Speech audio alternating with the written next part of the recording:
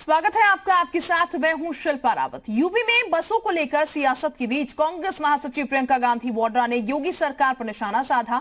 उन्होंने राज्य सरकार के कोरोना के खिलाफ लड़ाई के तरीके पर भी सवाल उठाए हैं। प्रियंका गांधी का कहना है कि कांग्रेस पार्टी ने प्रवासी मजदूरों के लिए बसों का इंतजाम किया, लेकिन योगी सरकार ने प्रदेश कांग्रेस अध्यक्ष को जेल भेज दिया। उन्होंने कहा कि देश एकजुट होकर कोरोना महामारी से लड़ रहा है, लेकिन यूपी सरकार मजदूरों के लिए बस, ट्रेन टिकट, खाने और राशन का इंतजाम करने वालों को जेल में डाल रही है। प्रियंका गांधी ने दिवंगत पूर्व प्रधानमंत्री राजीव गांधी के 30वें शहादत दिवस का जिक्र करते हुए कहा है कि राजीव जी ने देश के लिए अपनी जान दी। हम सब उनकी सोच के वारिस हैं। हमने राजीव जी से कमजोरी की मदद करना सीखा। हमें कोई नहीं डरा सकता। प्रियंका गांधी ने ऐलान किया कि आज दोपहर 1 बजे से 50,000 कांग्रेस कार्यकर्ता फेसबुक लाइव के जरिए मजदूरों की आवाज उठाएंगे और दमन का विरोध करेंगे।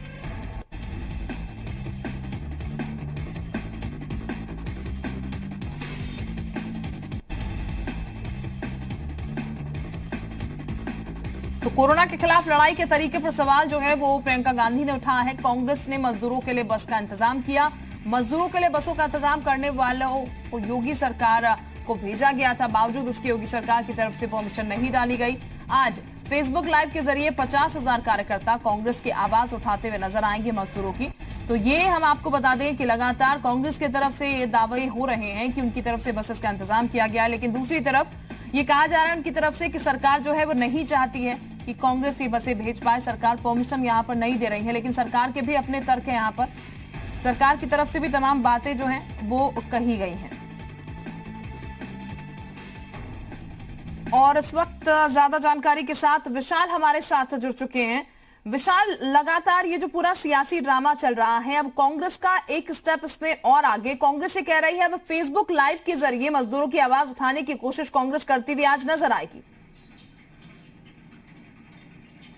देखिए, बिल्कुल निश्चित तौर पर उत्तर प्रदेश में लगातार बस की सियासत चल रही है और यही वजह है कि कल देर रात आनंद फानंद में अजय लल्लू को मजिस्ट्रेट के सामने पेश किया गया था। उसके बाद 14 दिन की न्यायिक हिरासत में उनको भेज दिया गया था।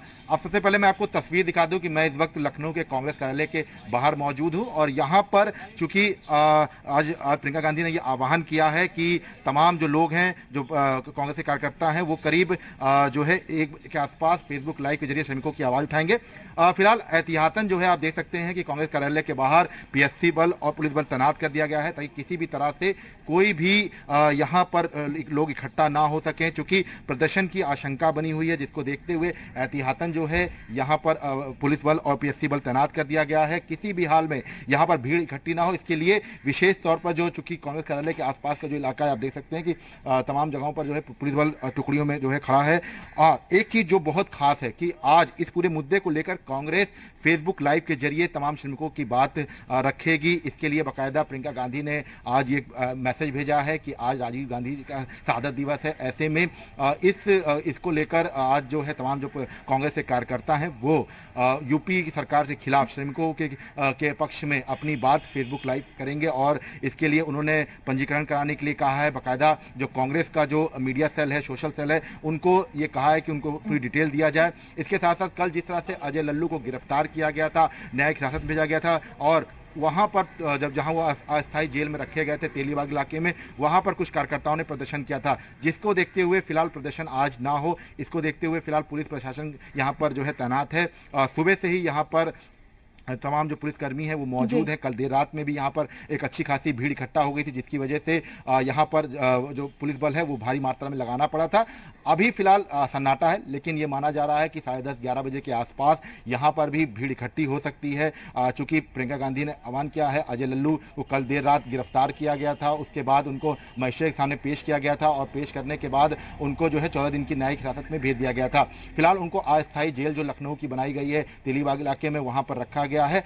ऐसे में अभी प्रियंका गांधी इस पूरे मुद्दे को लेकर सीधे तौर पर सरकार पर हमला बोलना चाहती हैं और यही वजह है कि उन्होंने आह्वान किया है तमाम कार्यकर्ताओं से, जो कांग्रेस के पदाधिकारी हैं यूपी के, उनसे कहा है कि आप लोग अपना अपना रजिस्ट्रेशन कराएं, सारी डिटेल 12 बजे तक जो है यूपीपीसीसी को दे दें। उसके बाद फेसबुक लाइव के जरिए तमाम श्रमिकों की आवाज़ सोशल मीडिया के जरिए उठाया जाए। तो ये एक स्ट्रेटजी बनाई गई है कांग्रेस की तरफ से। फिलहाल ये कह सकते हैं कि अभी से कुछ देर के बाद जो राजनीतिक गर्मी है वो देखने को मिलेगी। बिल्कुल जाहिर देर रात तौर पर करीब 3 बजे तक राजनीतिक जो है गर्मी हम देख रहे हैं और इस तरह की लगातार स्थितियां ऐसी हैं कि वो और बढ़ती हुई नजर आएंगी, जो फिलहाल सिचुएशन नजर आ रही है। विशाल, मैं आपके पास वापस लौटूंगी। आराधना जी इस वक्त हमारे साथ जुड़ चुकी है कांग्रेस से। बहुत स्वागत है आप मैम आपका जी उत्तर प्रदेश उत्तराखंड पर।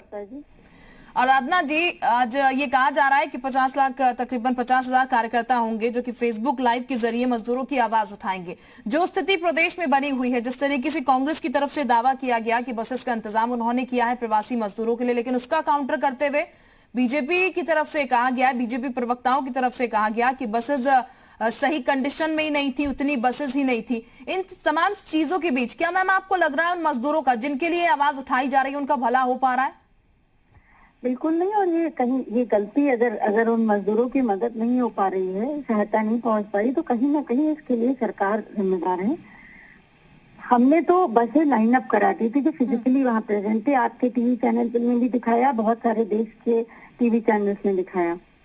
जब आप उन बसेस को उत्तर प्रदेश की सीमा में प्रवेश ही नहीं करने देंगे, बिना देखे आपने कैसे तय कर दिया कि वो उन बसेस की कंडीशन ठीक थी कि नहीं थी? ये तो जब यहाँ आती, यहाँ आपके अधिकारी उनका तो डिप्टी सीएम कह रहे हैं कि देखा जांच करवाया, कुछ बसेस ऐसी थी कि वो कबाड़ कंडीशन में थी, तो फिर कैसे भरोसा कर लिया जाए कि बाकी सही हैं बसेस? जी शिल्पा जी, वो बसेस राजस्थान और उत्तर प्रदेश के बॉर्डर पे खड़ी थी।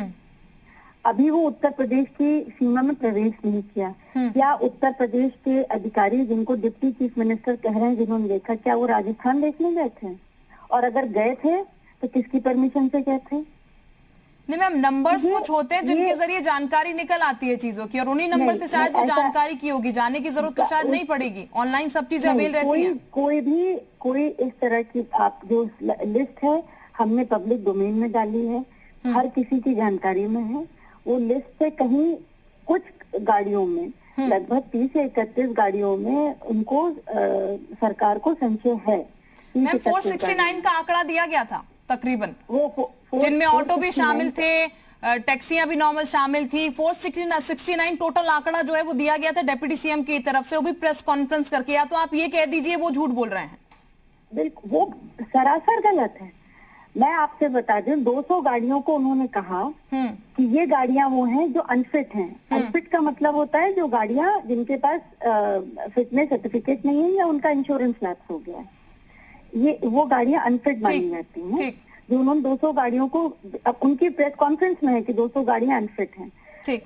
उत्तर प्रदेश सरकार ने 3 अप्रैल को एक नोटिफिकेशन किया प्रमुख सचिव परिवहन ने कि ये जितने भी कोविड-19 की वजह से 31 मार्च को जितनी भी गाड़ियों को उत्तर प्रदेश की जो पब्लिक ट्रांसपोर्ट की हैं उनके अगर ये फिटनेस सर्टिफिकेट नहीं है तो 3 महीने, अगले 3 महीने तक वो वैध माने जाएंगे।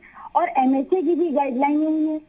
राजस्थान सरकार ने भी यही गाइडलाइन जो उत्तर प्रदेश ने जारी की वो राजस्थान सरकार ने भी की है। तो जब आपकी यूपीएसआरटीसी की बसेस के लिए फिटनेस सर्टिफिकेट मान्य नहीं है तो आपने उन बसेस को इसी आधार पे क्यों रिजेक्ट कर दिया?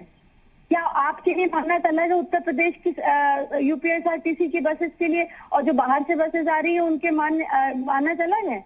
और दूसरा, हमने आपको सूची मुख्यमंत्री कार्यालय में सबमिट की थी। अगर उनमें कोई कमियां थी और आप चाहते थे कि बसें चलें, सकारात्मक सोच थी आपकी, तो आप हमको पत्र के माध्यम से, जो लगातार पत्राचार चल रहा था, आपको पत्र के माध्यम से हमें बताना चाहिए था कि आपकी सूची का परीक्षण हुआ, इतनी गाड़ियों के जो नंबर है ये ठीक है, इतनी गाड़ियों के नंबर गलत है। मैम प्रेस कॉन्फ्रेंस की तो थी, आराधना मैम प्रेस कॉन्फ्रेंस की तो थी, उसी में जानकारी दी तो थी। शिल्पा जी, पत्राचार प्रियंका गांधी के कार्यालय से और मुख्यमंत्री के कार्यालय से हुआ था।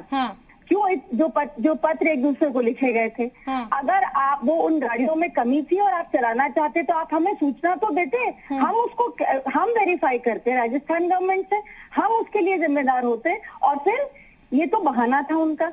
200 बसेस रिप्लेसमेंट की प्रियंका जी ने कल वहां पे खड़ी कर दी थी, तो आप रिप्लेस कर लेते बसेस को। और मैं कह रही हूँ कुछ भी नहीं था। अगर 500-600 गाड़ियां जो उप मुख्यमंत्री का स्टेटमेंट है कि वो कह रहे हैं सही है, हाँ। कम से कम उन गाड़ियों से तो शुरुआत कर लेते।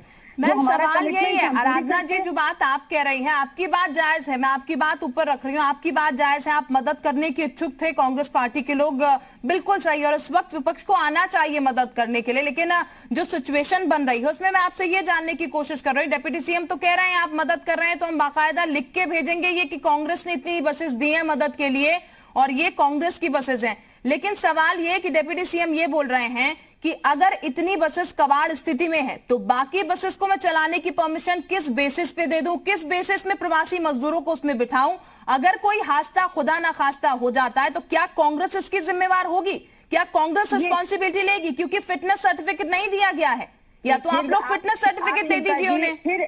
फिर आप अपना वही प्रश्न दोहरा रही हैं। फिटनेस सर्टिफिकेट को की मान्यता को एमएचए ने और उत्तर प्रदेश सरकार ने 3 महीने के लिए शिथिल कर दिया है।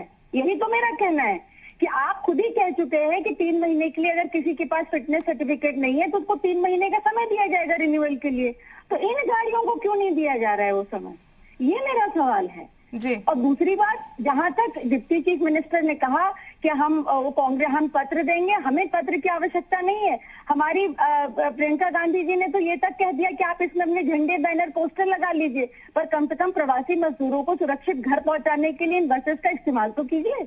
चलिए ठीक मैम, मेरा आपसे ये सवाल ये भी है कि आज जिस तरीके से कोशिश की जा रही है मजदूरों की आवाज उठाने की, वो चलिए आराधना जी मैं लौटूंगी, लेकिन मनीष शुक्ला जी इस वक्त हमारे साथ जुड़ चुके हैं बीजेपी से। बहुत स्वागत सर आपका, बहुत जी उत्तर प्रदेश उत्तराखंड पर। मनीष शुक्ला साहब, आज कांग्रेस की तरफ से कहा जा रहा है कि मजदूरों की आवाज जो कि आपकी तरफ से शायद नहीं उठाई गई, ऐसा कहने की कोशिश कांग्रेस की तरफ से, वो उठाने की कोशिश की जाएगी। 50,000 कांग्रेस कार्यकर्ता फेसबुक लाइव आ जाएंगे। देखिए, सर्वप्रथम तो मैं देश के पूर्व प्रधानमंत्री स्वर्गीय श्री राजीव गांधी जी को भारतीय जनता पार्टी की तरफ से भावभीनी श्रद्धांजलि अर्पित करता हूं, और मैं उन्हीं के इस निर्वाण दिवस पे मैं कांग्रेस जनों से अपील करना चाहता हूं कि झूठ की एटीएम के सहारे मजदूरों के बेबसी का माखौल न उड़ाएं। पूरे देश ने देखा कि किस तरीके से किस तरह की बसों की लिस्ट दी गई। पहले कहा गया कि 1000 बसें हम देना चाहते हैं, तो सरकार ने कहा कि ठीक है, फिटनेस सर्टिफिकेट और इंश्योरेंस सर्टिफिकेट आप पहुंचाइए। तो फिर उन्होंने कहा कि नहीं, हम कागज नहीं दिखाएंगे, नहीं जी हम यहाँ नहीं वहां देंगे। फिर भी सरकार ने कहा चलिए गाजियाबाद और नोएडा के बॉर्डर पे दे दीजिए। तो फिर उन्होंने टकराव की स्थिति पैदा की कि नहीं हम इस रूट से नहीं उस रूट से जाएंगे, जबकि भरतपुर मथुरा से जब बसें आती हैं तो वो दिल्ली का जो पुराना रूट है उससे जाने में उसको ज्यादा आसानी होती है, क्योंकि सड़कें इस समय खाली हैं। लेकिन उनको चूंकि सियासत करनी थी, और ये जो मजदूर जिनकी बात ये लोग कर रहे थे कि बॉर्डर पे फंसे हैं, ये राजस्थान पंजाब से आए हुए लोग थे। अगर कांग्रेस को सचमुच मजदूरों से थोड़ा भी संवेदना होती तो ये जयपुर भरतपुर से जो लोग पैदल आ रहे थे वही बस प्रोवाइड कर सकते थे। तीसरी बात, उत्तर प्रदेश सरकार ने पंजाब, दिल्ली, हरियाणा, राजस्थान, महाराष्ट्र सबको एनओसी दे रखी है।